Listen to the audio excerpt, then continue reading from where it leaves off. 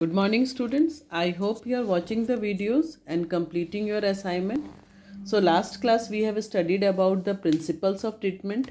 Today we will study about the principles of prevention. So prevention is always better than cure because every infection brings about misery not only to the affected person but also a number of others connected to the same. So first point that we will discuss here is the damage. So whenever there is the infection, the damage occurs in the body parts. So it may be that the partial damage is there, it may be the whole damage is there, or sometimes the dysfunctioning is there, sometimes the swelling in the organ may be there. So first point is the damage whenever the person gets sick. Next is the loss of working days. So treatment of an infectious disease and complete physical recovery may keep the patient bedridden for at least a few days. So for few days it might be that it is not that in every case the person should be bedridden, but in few cases due to the sickness the person may be bedridden or may feel tiredness, may feel weak. So there is loss of the working hours, or we can say that the person is not able to go to the office or the school or anywhere the working place is there the person is unable to go. Next is the source of further infection. The infected person or the suffering person from an infectious disease can serve as the source from where the infection is spread to the other patient. So the infected person become the source for the others so that the infection can spread from the one person to another. Now, how can we prevent the diseases? So there are three ways by which we can prevent the disease. Number one is the general way of preventing the infection. Number two is the personal hygiene and all. And number three is the specific way of preventing the infection. So number one is the general way of preventing the infection. Number two is the personal health measures, and number three is the specific way of preventing the infection. So, in general ways of preventing infection, we will study the point number one, public health measure. So, public health measure means first of all, we should prevent going in the overcrowding, because overcrowding leads to spread of infections, especially contagious and the airborne disease. Therefore, proper spacing at home, schools, and other public places should be ensured, because if we go in the crowded places, then what happened, the people stand or sit close to each other. So when they are sitting or standing close to each other, then what happened, the airborne disease spread very easily from one person to another. That is why in present scenario it is being advisable that we should keep distance, that is the social distancing is must in the COVID-19. Now, next point that we have to discuss is the sanitation.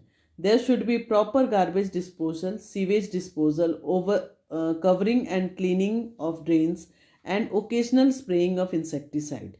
They keep the environment clean. It reduces the chances of vector-borne infections. So, children, you must have seen that during the rainy season, or wherever the garbages are there, wherever the water get accumulate there, these places become the breeding place for the house flies and the mosquito. They start breeding there, and there they start multiplying. So we have to spread the insecticide so that the larva or the mosquito or the house fly or the any other vectors may die and they could not spread. So we should take care of it. We should not let the garbage to accumulate, or not let the water to accumulate. Now next is the drinking water. Drinking water must be free from all type of germs. It should therefore be treated to kill every type of microbial contamination. That is why, children, it is advisable that whenever we drink the water, we should boil the water. Either we should boil the water, or we should use the water means RO or the other aquaguard, that water treatment system is there at our home, that should be used by us. Now next, general ways of prevention we have studied. Now next is the personal health.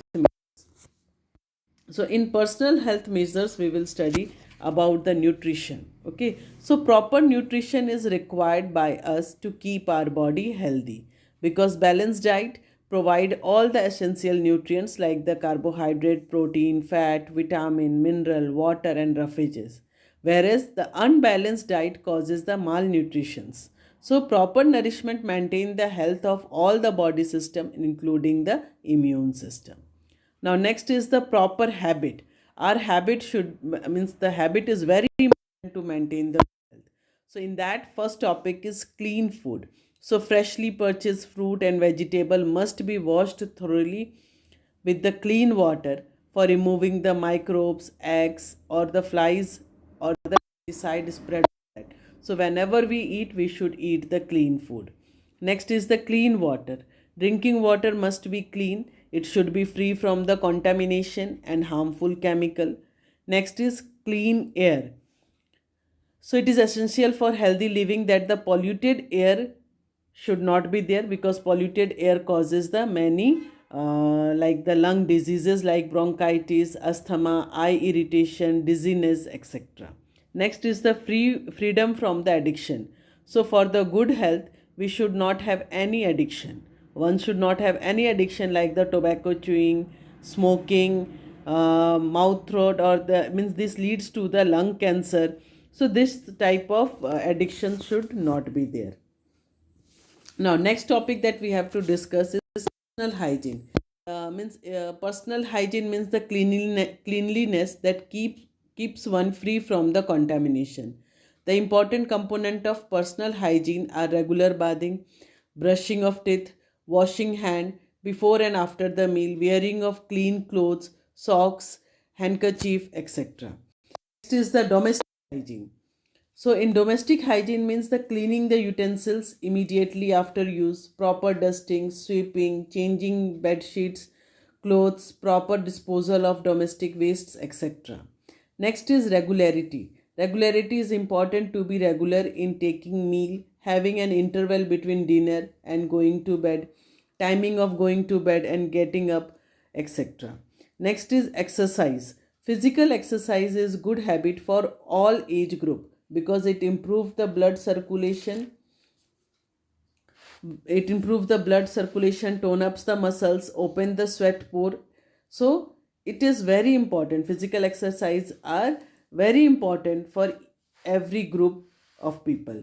Next is relaxation. So along with the physical exercise, the rest is also very much essential for the good health. The relief from the work is called the relaxation, and it provides rest to muscle and relieve the brain from the tension and stress. So I hope you must have understood, children. So if you have any doubt and query, you can ask through the campus care or through the WhatsApp group. Homework you write down. You have to explain the points that we have studied under the personal health measures. Because I have already explained, now you have to explain by your own. Thank you.